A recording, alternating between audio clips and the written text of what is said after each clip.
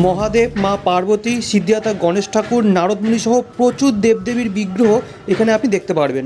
রাস্তাটা কিন্তু এরকম লাইট দিয়ে সাজিয়ে দেওয়া হয়েছে, উপরে টুনি লাইট দেওয়া হয়েছে। তিন মাথা মন্দিরের সামনে আরেকটি বিশাল বড় আর খুব সুন্দর একটি মন্দির তৈরি হচ্ছে। 10টি ছোট ছোট এরকম বিগ্রহ পরপর সারিবদ্ধভাবে সাজানো হয়েছে, আর এগুলো কিন্তু শ্বেতপাথর দ্বারা নির্মিত। দেবাদিদেব মহাদেবের এত বড় মূর্তি কলকাতার অন্য কোনো জায়গায় আছে কিনা আমার জানা নেই।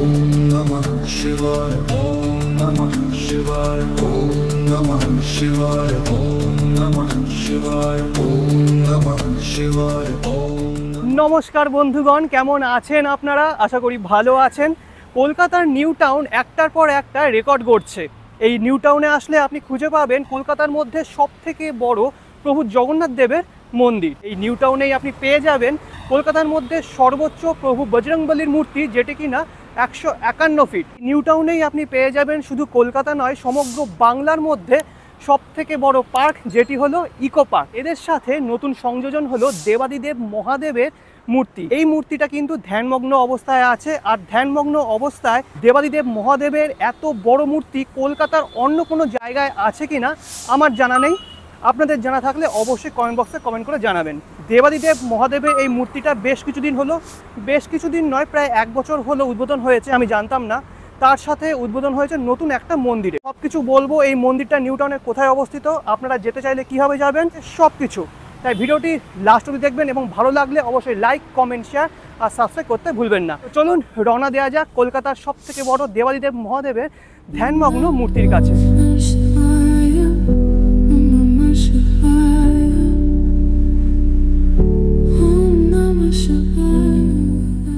আজকের গন্তব্যস্থল কলকাতার নিউ টাউনে অবস্থিত রাম মন্দির। নতুন যে মন্দির আর মহাদেবের মূর্তিটার কথা বলছি, দুটোই কিন্তু এই রাম মন্দিরে অবস্থিত। 1 বছর আগে আমি এসেছিলাম আর তখন দেখিয়েছিলাম মন্দির আর মূর্তি দুটোই কিন্তু তৈরি হচ্ছে। এখন কমপ্লিট হয়ে গেছে, তাই ভাবলাম আপনাদের সাথে শেয়ার করি। এটি হলো ইকো পার্কের গেট নাম্বার 4। এটিকে আপনারা ল্যান্ডমার্ক হিসাবে চিহ্নিত করতে পারেন। ইকো পার্ক গেটের সামনে যে রাস্তাটা দেখছেন, যেটি বাঁদিকে চলে গেল, এই রাস্তা দিয়ে 10 থেকে 15 মিনিট মতন হাঁটলে পড়বে আজকে গন্তব্যস্থল অর্থাৎ রাম মন্দির। তাছাড়া এখানে টোটো পেয়ে যাবেন, টোটো করেও যেতে পারেন। সেক্ষেত্রে আপনাদের সময় লাগবে 3 থেকে 4 মিনিট, আর ভাড়া পড়বে জনপ্রতি 10 টাকা। এই যে রাস্তাটি দেখছেন, এই রাস্তাটা কিন্তু সোজা চলে গেছে, কোনো আঁকাবাঁকা পথ নেই। এই জায়গাটা এতটাই নির্জন যে মাঝে মাঝে মনে হচ্ছে যে এখানেই থেকে যাই, কিন্তু তারপরেই মনে হচ্ছে যে না, থাকতে পারবো না। 1 মাস হার্ডলি থাকতে পারবো, তারপরে যেখানে ছোট থেকে বড় হয়েছি সেখানেই চলে যেতে হবে। কারণ মানুষ যেখানে ছোট থেকে বড় হয় সেটাই তার কাছে স্বর্গ।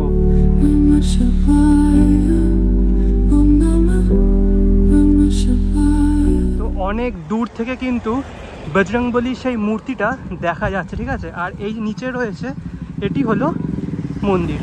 তো ফাইনালি পৌঁছে গেছি কলকাতার নিউ টাউনে রাম মন্দিরের একদম সামনে। ইকো পার্কের গেট নাম্বার 4 থেকে মন্দিরের সামনে অবধি আসতে সময় লাগলো পায়ে হেঁটে মাত্র 5 মিনিট, ঠিক আছে। 10 মিনিট আমি বেশিই বলেছি। এখন আমি আছি মন্দিরের পিছনের দিকটা, এই রাস্তা দিয়ে যাব মন্দিরের সামনের দিকে, ঠিক আছে। আর এখান থেকে দেখতে পাচ্ছেন প্রভু বজরংবলী পিছন ফিরে আছে। তো বজরংবলীকে দেখতে হলে সামনে যেতে হবে।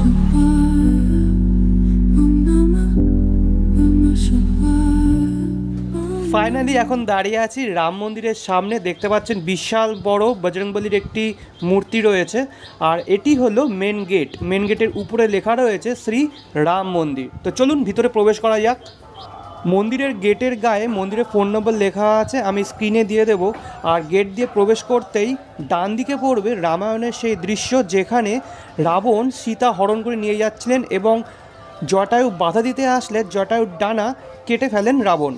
সেই দৃশ্যটি এখানে ফুটিয়ে তোলা হয়েছে। আর নিচে দেখতে পাচ্ছেন শ্রীরাম এবং লক্ষ্মণ জটায়ুর শেষ কাজ সম্পন্ন করছে।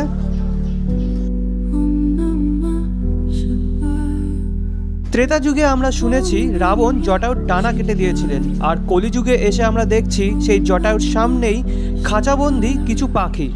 তো যাই হোক, রামায়ণের এই দৃশ্যটা পিছনে ফেলে সামনের দিকে এগোলেই ডান দিকে চোখে পড়বে সবথেকে বড় প্রভু বজরংবলীর এই বিগ্রহটি। এটি কিন্তু 151 ফুট উঁচু। তো বুঝতেই পারছেন কতটা উঁচু এই বিগ্রহ। আর একটু জুম করলে দেখতে পারবেন বজরংবলীর মুখশ্রী কত সুন্দর করে তৈরি করা। আর বজরংবলী মুখশ্রীর উপর একটি ছোট মতন মন্দির তৈরি করা হয়েছে। হনুমান জয়ন্তীর দিন হয়তো জল ঢেলে প্রভুকে স্নান করানো হয় এবং পুজো করানো হয়। আমি সঠিক জানি না, হয়তো এটাই করানো হয়, কারণ বাইরের রাজ্যে আমি এটাই দেখেছি টিভিতে। আর দেখতে পাচ্ছেন সামনে একটা ছোটো মতন বাগান রয়েছে, আর এই বাগানে অনেক ফুল গাছ রয়েছে। অনেক ভক্তরা আছেন যারা সামনের এই রেলিংয়ে নারকেল বেঁধে মানত করেন।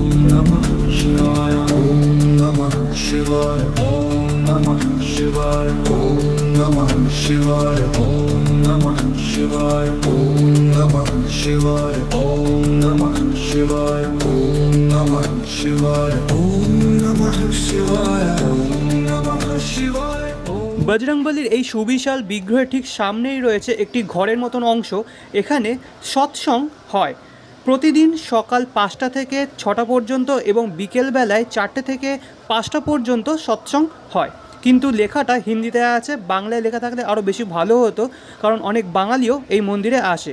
তো যাই হোক, এই সৎসঙ্গকে পিছনে ফেলে সামনের দিকে এগোনো যাক। তো সামনের ডান দিকে দেখতে পাচ্ছেন মন্দিরের একটি দোকান আছে। এই দোকান থেকে আপনি বিভিন্ন ধার্মিক বই, তাছাড়া পুঁথির মালা, ধূপ, মোমবাতি ইত্যাদি কিনতে পারেন।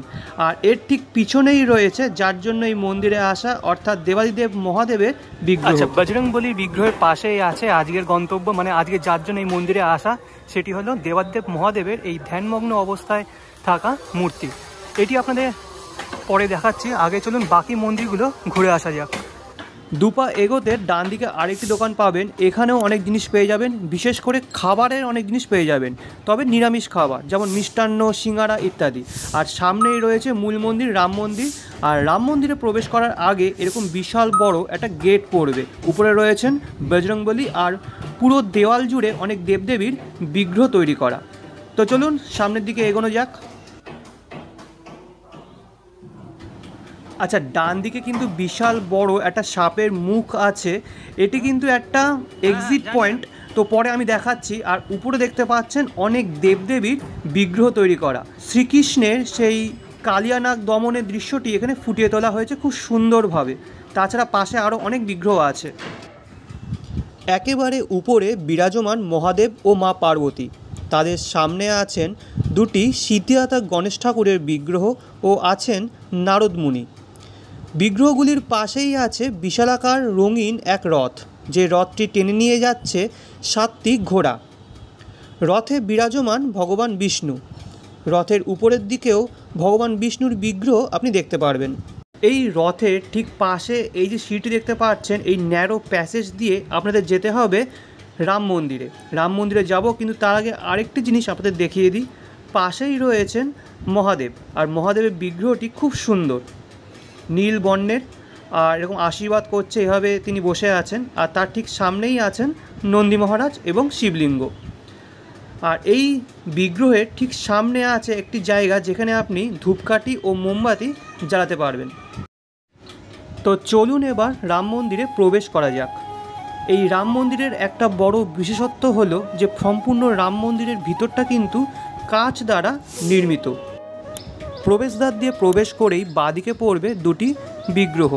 একটি হলেন মা সতীমাতার বিগ্রহ এবং আরেকটি হলেন প্রভু বজরংবলী। প্রবেশদ্বারের ঠিক সামনেই কাচের ঘরের মধ্যে আছেন 4 দেবদেবীর বিগ্রহ।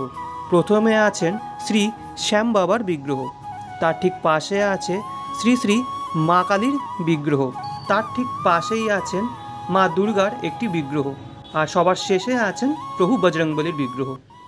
এবার চলুন দর্শন করা যাক মন্দিরের মূল গর্ভগৃহ। এখানে টোটাল 3টে মূল গর্ভগৃহ আছে। মাঝখানের গর্ভগৃহে বিরাজমান শ্রীরাম, শ্রী লক্ষ্মণ এবং মা সীতা। গর্ভগৃহ কিন্তু পুরোটাই কাঁচ দ্বারা নির্মিত। দারুণ লাগলো পুরো বিষয়টা। শ্রী রাম, লক্ষ্মণ এবং মা সীতার গর্ভগৃহের ঠিক ডান পাশে আছেন শ্রী শ্রী রাধাকৃষ্ণের বিগ্রহ। আর এই গর্ভগৃহটাও কিন্তু সম্পূর্ণ কাঁচ দ্বারা নির্মিত। শ্রীরাম এবং মা সীতার বাঁ পাশে আছেন নারায়ণ ও মা লক্ষ্মীর গর্ভগৃহ। প্রতিটি বিগ্রহ কিন্তু অপরূপ সুন্দর। রাম মন্দিরের ভিতরে গর্ভগৃহ 3টি ছাড়াও আরও অনেক বিগ্রহ আছে, যেমন সিদ্ধিদাতা গণেশ ঠাকুর, মা লক্ষ্মী, নন্দী মহারাজ, ভগবান ব্রহ্মা সহ আরও অনেক দেবদেবীর বিগ্রহ। তাছাড়া রাম মন্দিরের ভিতরের দেওয়ালে নানান পৌরাণিক কাহিনী বর্ণনা করা আছে। রাম মন্দির দর্শন হয়ে গেল। এবার রাম মন্দির থেকে বেরিয়ে এসে ডান দিকে আরেকটি মন্দিরে যাব। এটি হলো শ্রী শ্রী জিন মাতার মন্দির। এই মন্দিরটি কিন্তু আপনাদের অবশ্যই দর্শন করতে হবে। এখন আপনারা দর্শন করছেন জিন মাতা দেবীর বিগ্রহ। জিন মাতা মন্দিরের পিছনে রয়েছে আরেকটি মন্দির, আর এই মন্দিরের যে প্রবেশদ্বার সেটি কিন্তু দারুণ। এরকম একটা রাক্ষসীর মুখ তৈরি করা হয়েছে, আর রাক্ষসীর চোখে লাইট দেওয়া, আর নাকে দেখতে পাচ্ছেন বজরংবলী ঢুকে যাচ্ছে, এরকম একটা দৃশ্য তৈরি করা হয়েছে। তো চলুন ভিতরে প্রবেশ করা যাক।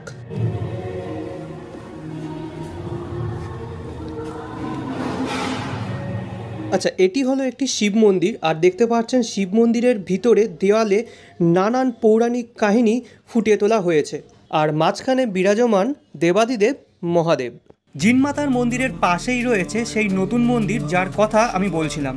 এটি হলো শ্রী শ্রী বালাজি বাবসা মন্দির। এই দেবতার সাথে প্রায় অনেক বাঙালি অপরিচিত। এই দেবতার মন্দির কলকাতার অন্য কোথাও আমি এখনো পর্যন্ত দেখিনি। ভগবান শ্রী বালাজি বাবসা মহারাজ ভগবান শ্রী হনুমান বা বজরংবলীর অবতার হিসেবে পূজিত হন। ভগবান শ্রী বাবসা মহারাজের প্রধান মন্দির ভারতের রাজস্থান রাজ্যের চুরু শহরে অবস্থিত। বাবসা মহারাজকে অনেকে কলিযুগের অবতার হিসেবে গণ্য করেন। কেউ তাকে ভগবান শ্রীকৃষ্ণের রূপে পুজো করেন, কেউ তাকে দেখেন ভগবান শ্রী বিষ্ণুর রূপে, কেউ তাকে দেখেন বজরংবলী বা ভগবান হনুমানজির রূপে। ভক্তরা সাধারণত এই রূপেই তাকে পুজো করেন। মন্দিরটি এক কথায় খুবই সুন্দর এবং খুবই পরিষ্কার পরিচ্ছন্ন। যে বেদিতে ভগবান বাবসা মহারাজ অধিষ্ঠান করছেন সেই বেদিটিও খুব সুন্দর। মাঝখানে রয়েছে অপরূপ এবং অপূর্ব বাবসা মহারাজজির বিগ্রহ, এবং তার ডান পাশে আছেন মা শেরওয়ালি ও বাঁ পাশে আছেন পঞ্চমুখী হনুমানজির বিগ্রহ।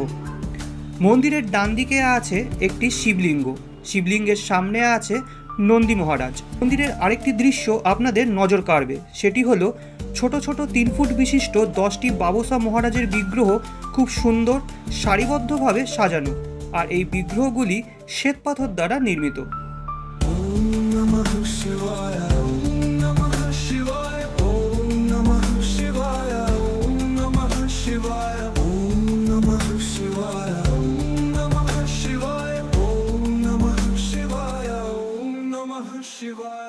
আচ্ছা, এদিকে মন্দিরগুলো দর্শন হয়ে গেল। এবার চলুন কলকাতার সবথেকে বড় ধ্যানমগ্ন অবস্থায় থাকা মহাদেবের মূর্তির কাছে। মহাদেবের এই বিশালাকার বিগ্রহটি সম্পূর্ণটাই জলাশয়ের উপর নির্মাণ করা হয়েছে।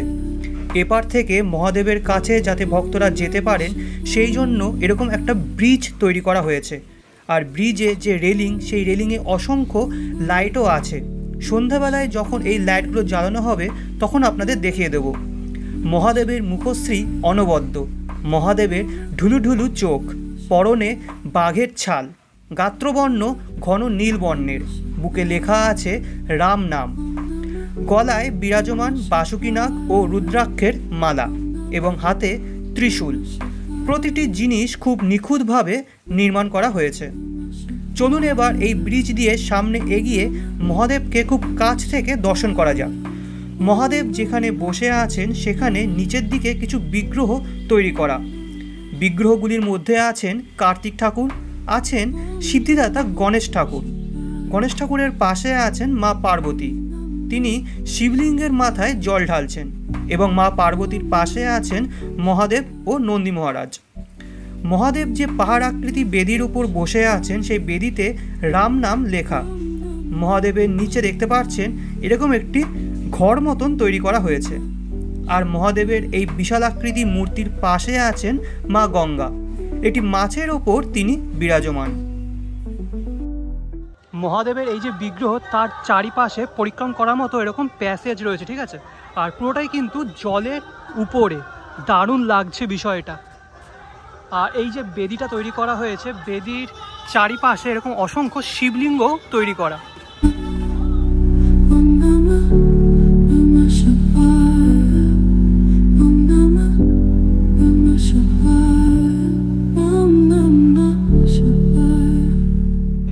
রাস্তাটা কিন্তু এরকম লাইট দিয়ে সাজিয়ে দেওয়া হয়েছে, উপরে টুনি লাইট দেওয়া হয়েছে, আর দুপাশে যে রেলিং রয়েছে এখানে লাইট দিয়ে লেখা হয়েছে রাম। দেখতে পাচ্ছেন পাশেই আছেন বজরংবলীর সব থেকে বড় বিগ্রহ, 151 ফিট। দারুণ লাগছে। চলুন এবার রাতের আলোয় মহাদেবের বিগ্রহটি কতটা সুন্দর লাগছে সেটি দর্শন করা যাক।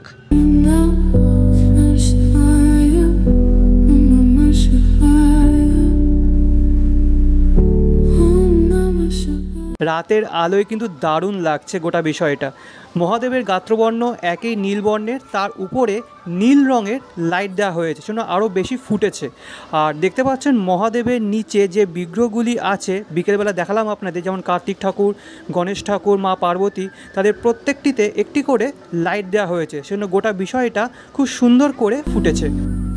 তো এই ছিল আজকের ভিডিও। আপনাদের কেমন লাগলো অবশ্যই কমেন্ট বক্সে কমেন্ট করে জানাবেন। ভালো লেগে থাকলে অবশ্যই লাইক, কমেন্ট, শেয়ার আর সাবস্ক্রাইব করে আমাকে আশীর্বাদ অবশ্যই করতে হবে। নেক্সট ভিডিও খুব তাড়াতাড়ি দিয়ে দিচ্ছি। আনটিল দেন ভালো থাকবেন, সুস্থ থাকবেন। আজকের জন্য বিদায়।